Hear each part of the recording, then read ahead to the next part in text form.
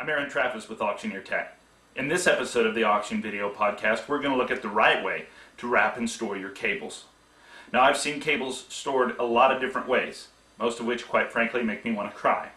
Before we get to the over-under method, let's take a look at the wrong way to roll cables. I have here an XLR cable, sometimes called a mic cable. Some cheaper microphones may come with a cord that's already attached, or one that has a 1/4 inch end on it. But all professional quality microphones use the XLR standard. It has a male and female end, each with 3 pins on the end of it. Now, because it's a signal cable, it doesn't carry a lot of current. And so the conductors inside are smaller and more fragile than other kinds of cables, which is why this first method of cable storage is especially hard on signal cables. And this is, I call it the knot. And you get the cables on one end, and then you find the middle, and then you fold it back on itself, and then you tie it in a knot. This puts a lot of stress on the conductors inside the cable, and I attribute this to a high rate of cable failure by those who use this method. I remember being shown this method when I was very young. It's easy to teach, it's easy to learn, it's also easy to end up with a knotted mess. This method adds a natural twist to the cable as you go along so that it's harder for it to lay straight when you use it. This is the around the arm method. We're now to what I believe to be the only right way to roll your cables. It's called the over-under, and it's how professional sound engineers roll and store their cables between concerts. You start with one end of the cable, whichever end has the Velcro or wire or string or whatever cable management accessory you prefer. Start with it pointing towards you and grab it like you're going to stab yourself with it. And then take your other hand and with your thumb down, grab hold of the cable. And then pull it up and in into a small circle. Next, take your other hand and with your thumb up, wrap it over. The first one is the under, the second the over, next the under. Wrap it in, twist it up as you go, and then the over. And then the under, and then the over. The under,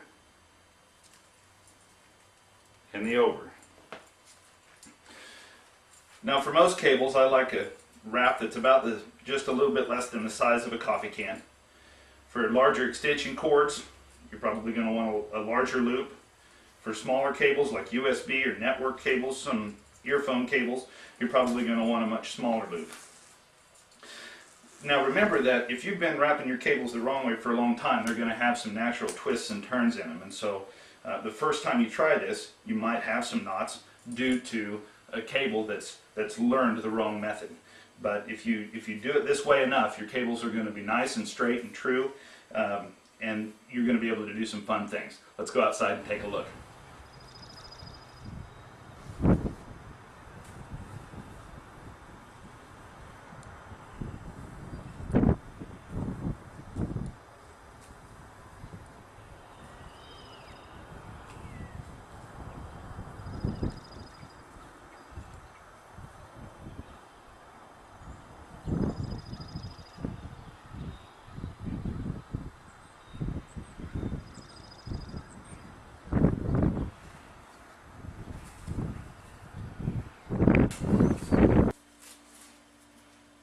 Now that second throw was not a knot, it was just a poor job of me throwing it.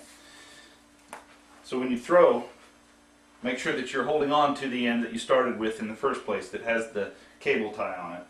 Hold on to it in your hand, grab it, and just give it a nice little underhanded toss. And it'll fly straight and true every time. That's the over-under method. We're going to take a look at it one more time with this microphone cable that we posed in the first part with the knot wrap. Remember, we start with the end that has the wrap on it. We hold it close to us. We start with the thumb down and we turn it up and in. Then we start and we do the over, the under, the over, the under, the over, the under, over, under, over, under, over, and we're done. That's it for this episode of the Auction Video Podcast. If you know of any other bad ways to wrap your cables, or if you think you have a better one, let us know in the comments. Thanks.